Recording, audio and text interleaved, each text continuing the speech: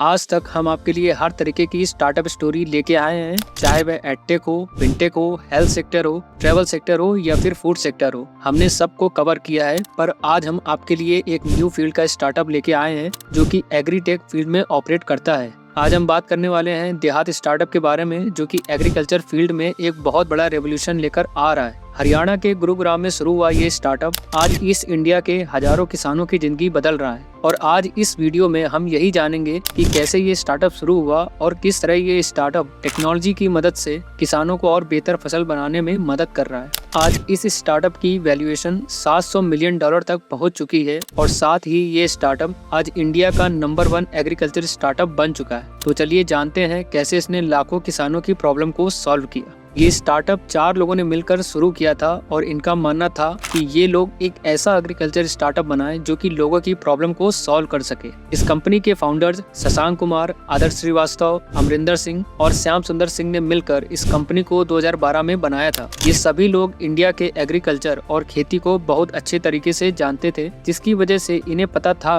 कि मार्केट में किसानों को और क्या क्या प्रॉब्लम देखने को मिल रही है। और सबसे ज्यादा प्रॉब्लम हमारे इंडिया के पूर्वी किसानों को हो रही है, जो कि पटना, बिहार, झारखंड और असम के इलाकों में रहते हैं। और इन्हीं सभी को ध्यान में रखकर इन्होंने इस स्टार्टअप की शुरुआत की, ताकि ये हमारे देश के किसानों को और भी ज्यादा मजबूत बना सके। अगर प्रॉब्लम की बात करें तो इस स्टार्टअप ने देखा कि इंडिया के अंदर ऐसे कई सारे फार्मर्स हैं जिनको टेक्नोलॉजी और न्यू एग्रीकल्चर टूल्स की जरूरत है। और यहाँ तक कि इंडिया के कुछ इलाकों में तो अभी भी पुराने तरीके से ही खेती होती है, जिसकी वजह से उन्हें पानी, खाद, कीटनाशक और ऐसी कई सारी चीजें हैं जिनकी वजह से उनकी खेती इतनी ज्यादा उपजाऊ नहीं हो पाती थी। और आज से 10 साल पहले कोई भी इतनी ज्यादा टेक्नोलॉजी वाले एग्रीकल्चर सॉल्यूशन के बारे में भी नहीं सोचता था। और इसी प्रॉब्लम को ध्यान में रखकर इन्होंने इसकी शुरुआत की, ताकि किसानों को भी इस टेक्नोलॉजी का बेनिफिट मिल सके। इनके फाउंडर्स ने देखा कि इंडिया में ऐसे कई सारे किसान हैं जो कि खेती अच्छी न होने की वजह से सुसाइड कर लेते हैं, और कई बार तो उनकी फसल बाढ़ या फिर किसी और प्राकृतिक आपदा की वजह से बर्बाद हो जाती है, जिससे उनको हर बार नुकसान ही हो जाता है। यहाँ तक कि कई बार फसल को कीड़े भी खा जाते हैं। और ऐसी ही कई सारी अनगिनत प्रॉब्लम्स हैं जो कि किसानों को कई सालों से फेस करनी पड़ रही हैं। और ये सब चीजें हमारे लिए भी एक शर्म की बात है कि जो लोग दुनिया में टेक्नोलॉजी में इतने अच्छे हैं, उनके ही देश में किसानों को सही से टेक्नोलॉजी नहीं मिल पा रही है, जिससे कि वे सुसाइड कर रहे हैं। तो किस तरह ये स्टार्टअप आज लॉस में होने के बाद भी एक सक्सेसफुल स्टार्टअप बन पाया है और कैसे इन्होंने इतनी ज्यादा % की ग्रोथ हासिल की, वह भी इतने कम टाइम में। तो चलिए जानते हैं।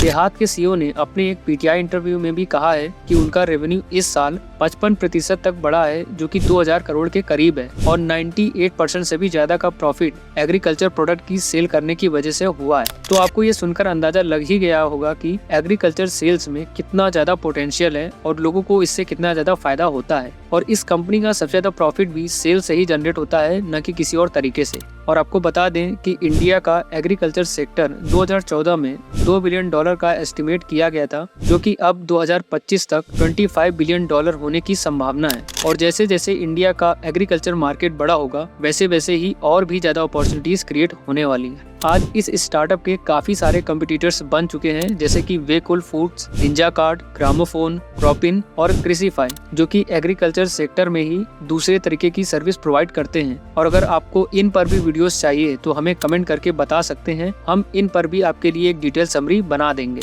अगर इस कंपनी की फंडिंग की बात करें तो वह काफी अच्छे तरीके से चल रही है, जिसमें इस स्टार्टअप ने अब तक $240 मिलियन की फंडिंग उठाई है। और अभी लेटेस्ट फंडिंग राउंड में उन्होंने $46 मिलियन का फंड भी रेस किया है। इस कंपनी ने 2021 में 55 करोड़ के टैक्स के बाद काफी ज्यादा लॉस झेला था, जो कि 2020 के टैक्स से 200% ज्यादा था। साथ ही 2021 में इस कंपनी का रेवेन्यू भी 180% से बढ़ा है और 300 करोड़ रुपए तक पहुंचा है, जो कि 2020 में सिर्फ 125 करोड़ ही था। पर साथ में इनके काफी सारे खर्चे भी बढ़े हैं, जैसे कि 2020 में इनके एक्सपेंस सिर्फ 144 करोड़ रुपए हुआ करते थे, जो कि 2021 आते आते ये 3 गुना से भी बढ़कर 415 करोड़ रुपए हो चुके हैं। तो आप लोगों ने इस स्टार्टअप से क्या सीखा? बहुत से लोगों को एग्रीकल्चर काफी ज्यादा घिसा पिटा और पुराना सेक्टर लगता है, पर इन लोगों ने दिखा दिया कि चाहे सेक्टर कोई भी हो, अगर लोग अच्छे तरीके से काम करें और सही प्रोडक्ट बनाकर सेल करें तो लोगों को सक्सेस किसी भी सेक्टर में मिल सकती है, चाहे वो एग्रीकल्चर हो, एडटेक हो या फिर कोई और छोटा सेक्टर जिसमें लोगों को लगता है कि इसमें कोई ग्रोथ नहीं है। तो आज की इस वीडियो में बस इतना ही। अगर आपको ये वीडियो पसंद आई हो तो वीडियो को लाइक करें, कमेंट करें, साथ ही हमारे चैनल को सब्सक्राइब करके बेल आइकन दबाना ना भूलें, ताकि आप तक हम ऐसी ही और स्टार्टअप स्टोरीज पहुंचा सकें। तो मिलते हैं किसी और वीडियो में, तब तक के लिए थैंक यू।